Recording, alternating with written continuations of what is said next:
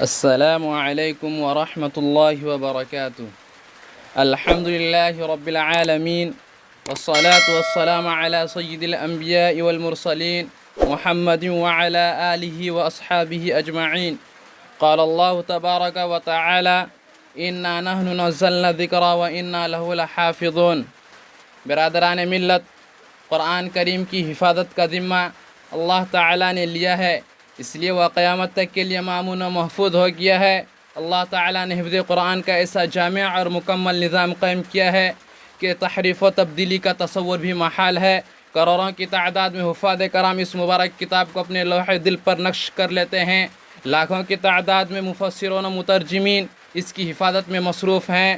اس کے الفاظ و معانی ہی نہیں بلکہ اس کے حرکات اور حروف نقطے تک شمار کیے گئے ہیں۔ لاتعداد مسلمان روزانہ اس کی تلاوت کرتے ہیں، لہذا معانی دین اسلام اپنی کوشش کر رہے ہیں اور کرتے رہیں گے کہ قرآن کے الفاظ و معنی میں رد و بدل کر دیں، اس کے مفاہیم و مطالب میں شک و شبہ پیدا کر دیں۔ مگر سن لیجئے، زمانہ کی گردش رک سکتی ہے، نظام عالم بدل سکتا ہے، سورج مغرب سے طلوع ہو سکتا ہے، پہاڑ ہواؤں میں اڑ سکتا ہے، سمندر خشک ہو سکتا ہے، لیکن یہ ناممکن ہے کہ قرآن میں تحریف ہو جائے، اس کے مطالب و معنی میں فرق پڑ جائے، اس کی ترکیب و ترتیب میں تبدیلی ہو جائے اور باطل و افکار و نظریات اس میں داخل ہو جائے۔ اس کے لیے صاف صاف اعلان کر دیا ہے، لا یأتیہ الباطل من بین یدیہ ولا من خلفہ تنزیل من حکیم حمید۔ ترجمہ، یہ ایسا کلام ہے جس میں جھوٹ داخل نہیں ہو سکتا، نہ سامنے سے نہ پیچھے سے، یہ نازل کردہ ہے حکمت والے اور تعریف والے کی طرف سے۔ محترم سامعین کرام، قرآن کریم نے عربوں کو نفرت و عداوت، جنگ و جدال، اختلافات و تنازعات کے دلدل سے نکال کر ایمان و توحید کی اساس پر ان کو متحد کر دیا، آپس میں بھائی بھائی بنا دیا۔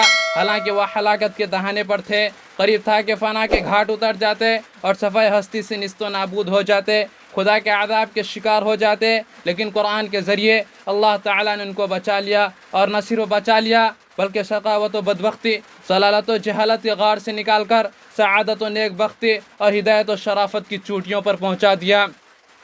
برادران قوم، قرآن کریم قدم قدم پر مومنوں کو بشارت سے نوازتا ہے اور ان کے دلوں میں امنگوں کے چراغ روشن کرتا ہے، ان کے ایمانی جذبوں کو ابھارتا ہے، جوش عمل پیدا کرتا ہے، جنت، رحمت اور مغفرت کی خوشخبری دیتا ہے۔ اس طرح مشرکوں کو عذاب علیم سے ڈراتا ہے، کفر و شرک پر نکیر کرتا ہے، جہالت و گمراہی کی مذمت کرتا ہے، اور یہی قرآن بداعمالیوں کے مرتکب، نافرمانیوں کے خوگر، برائیوں کے عادی لوگوں کے لیے خیر خواہ اور ناصح بن جاتا ہے، نامرادیوں کے صحرا میں دلیل راہ بن جاتا ہے، ناکامیوں کے میدان میں مخلص راہبر بن جاتا ہے، مایوسیوں کی تاریکی میں منارہ نور بن جاتا ہے، شکستہ دلوں کے لیے پیام رحمت بن جاتا ہے، مردہ جذبات کے حق میں روح ایمانی بن جاتا ہے، اور عاصیوں پہ نجات و رحمت کے دروازے کھول دیتا ہے۔ ارشاد ربانی ہے، قل یا عبادی الذین اسرفوا علی انفسہم لا تقنطوا من رحمت اللہ ان اللہ یغفر الذنوب جميعا انہ هو الغفور الرحیم۔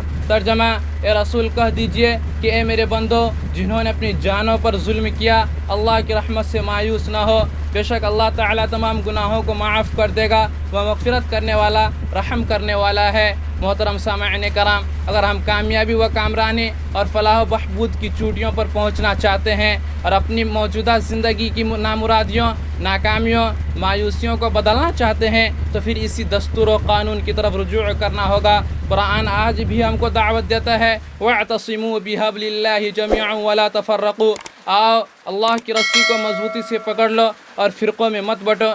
اللہ تبارک و تعالیٰ سے دعا ہے کہ اللہ تعالیٰ تمام مسلمانوں کو قرآن کریم کے احکام پر چلنے کی توفیق عطا فرمائے۔ ویڈیو پسند آئی ہو تو لائک اور سبسکرائب کرنا نہ بھولیں۔ آج کے لیے اتنا ہی، پھر ملتے ہیں کسی نئی ویڈیو کے ساتھ، تب تک اپنا بہت سارا خیال رکھیں۔ فی امان اللہ۔